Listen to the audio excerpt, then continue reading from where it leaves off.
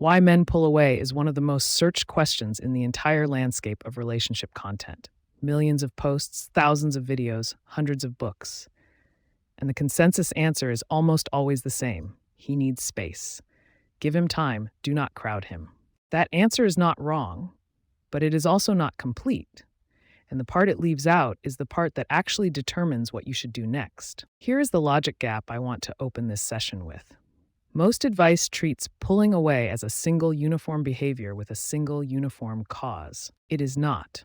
There are at least 3 distinct mechanisms that produce the same surface behavior.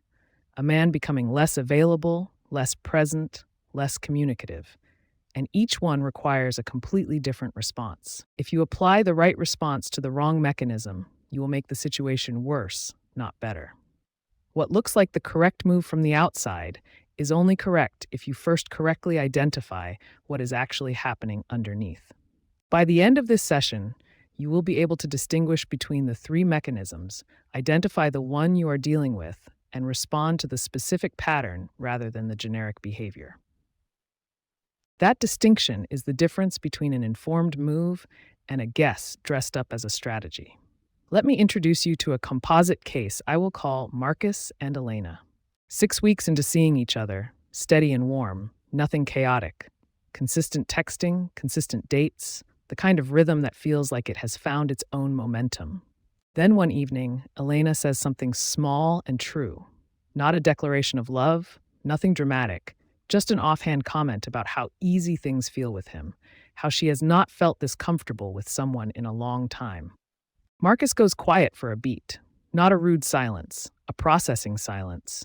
He changes the subject within about 4 seconds, back to something lighter, and the rest of the evening proceeds normally on the surface.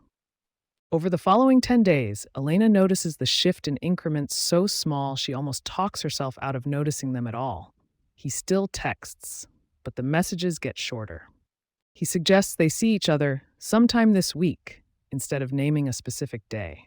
He laughs at her jokes a half-second later than he used to. The kind of delay that signals someone is monitoring their own reaction before letting it show.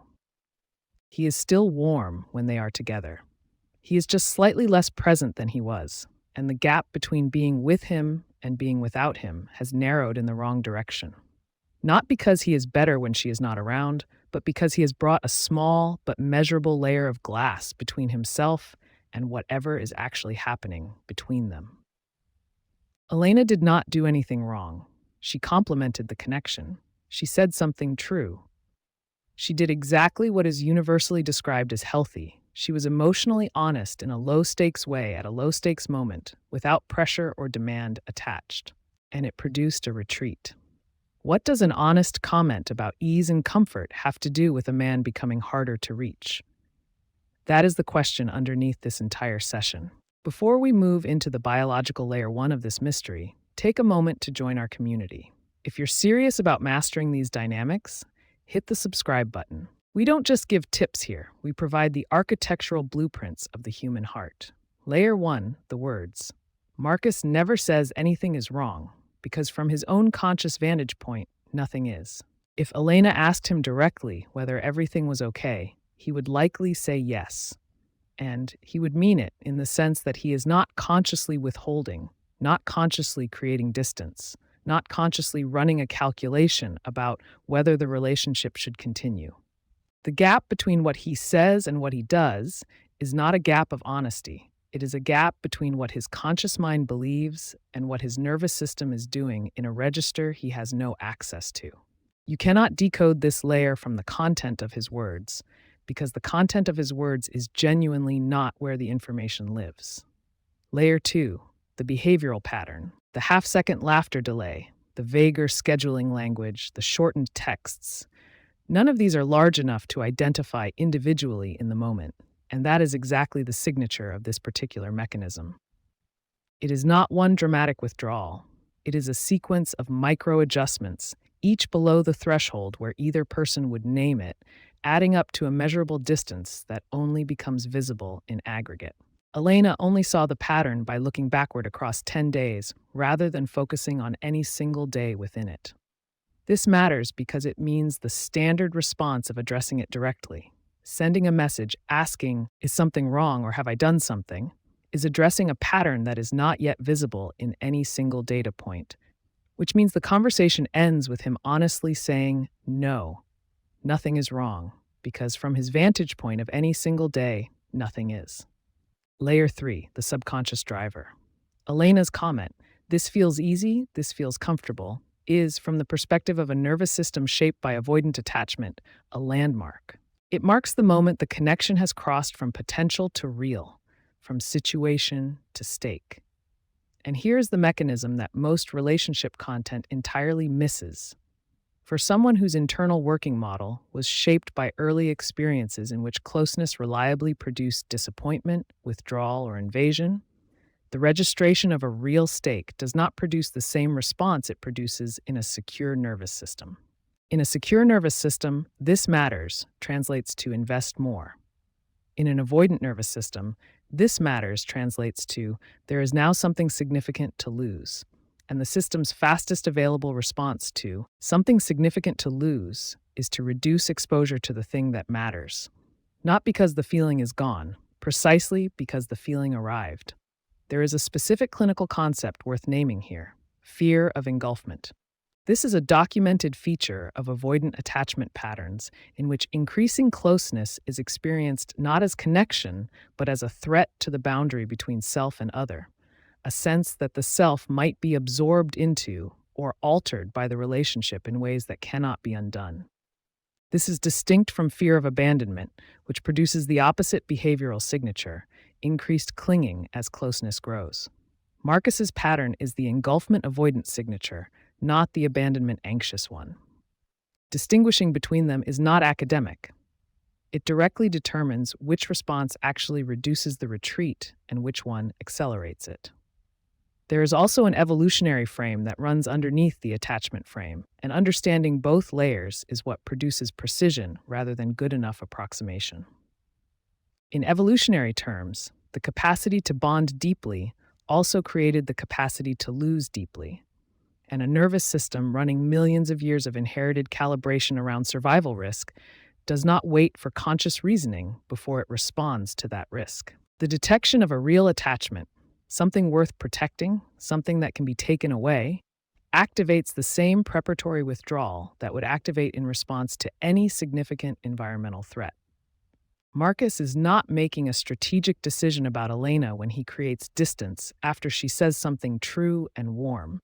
He is running a pre-rational program that cannot be reasoned with directly because it predates the part of his brain that does reasoning. If you're starting to see how these hidden dynamics have been playing out in your own life, and you want to master the science of human connection, make sure to hit the subscribe button and turn on notifications. Here at the Core Dynamics, we don't just give dating tips, we decode the biological truth so you never have to guess again. Join the community now so you don't miss our next deep dive. I want to hear from you before we go into the roadmap. If you have ever watched someone become slightly harder to reach right after a genuinely good, warm moment between you, not a fight, not a mistake, just a moment of real connection, hit like on this video and comment the word DECODE below. I want to see exactly how widespread this specific signature is. Here's the roadmap, specific to this pattern and not to the generic version of "he pulled away." Name the trigger precisely before you do anything else.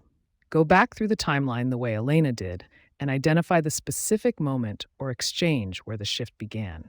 This is not about cataloging what you did wrong. There was likely nothing wrong. It is about building an accurate map of what your specific partner's threshold for closeness looks like in practice, so that the next time this happens, you are working from a record rather than a guess. Reduce the emotional volume without reducing the relationship itself.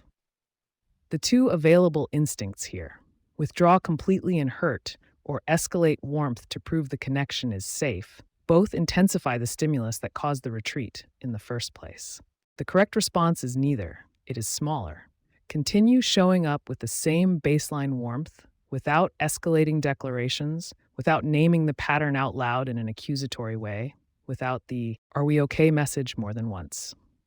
You are not being passive.